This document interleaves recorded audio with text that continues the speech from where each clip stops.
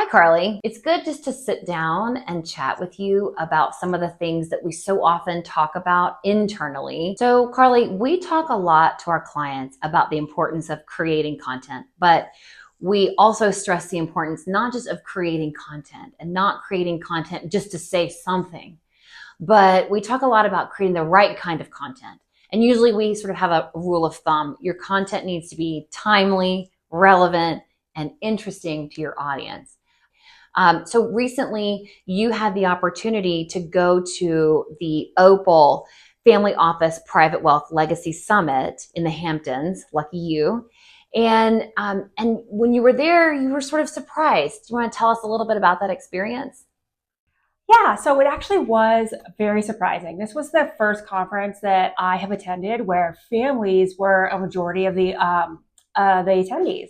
So it was a really interesting perspective to hear. Like families not only were the attendees, but they were also sitting in panels, parts of these conversations that we were having. So it was really interesting to hear their perspectives and what was important to them. Exactly. And so that's why I thought this was such a great opportunity for us to sit down and for you to actually tell us what were the most prevalent themes at this conference where family members themselves were interested. For the majority of our partner clients, their target audience is the ultra high net worth family target audience. So I thought this would be a great opportunity for us to explore the themes that the family members themselves were actually interested in. Of course, we had the usual sessions, which was, mitigating risk in private credit, how you can use AI in your investment portfolio. But the most attended sessions were the ones that were not only hosted by the families, but were about like family governance issues. So for me, one of the best sessions was a panel of parents and their children all sitting on stage, kind of riffing back and forth about like how they introduce their generational and family wealth to their kids, like when they did it, how old they were, and how they thought the process worked in their family. It was so interesting to hear from the kids themselves and, how they felt about learning about their family wealth and if they felt they learned about it too soon or too late in life and just how it affected them growing up. So essentially, you had G1, G2, and potentially G3 all in the same conversation. When you talk about kids, what are the ages you're really talking about?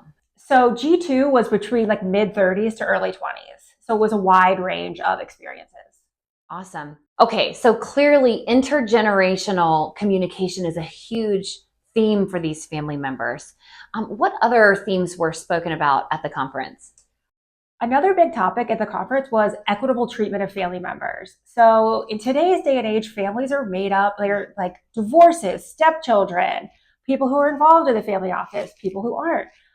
So there was a big discussion around how to treat each family member equitably and not necessarily equally. It was very interesting because it was a behind the scenes look at how these families are handling these difficult challenges within their own family structures. And it was kind of like a private group for these family members from different families to talk to each other and like get like and hear each other's experiences and kind of get coached through previous experiences that other families had.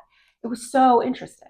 I mean, can you imagine anything more stressful than determining how you treat your estate planning when you have stepchildren and children who are engaged and children who aren't, and some child who's in Paris living their dream as an artist and other ones who are toiling in the family business?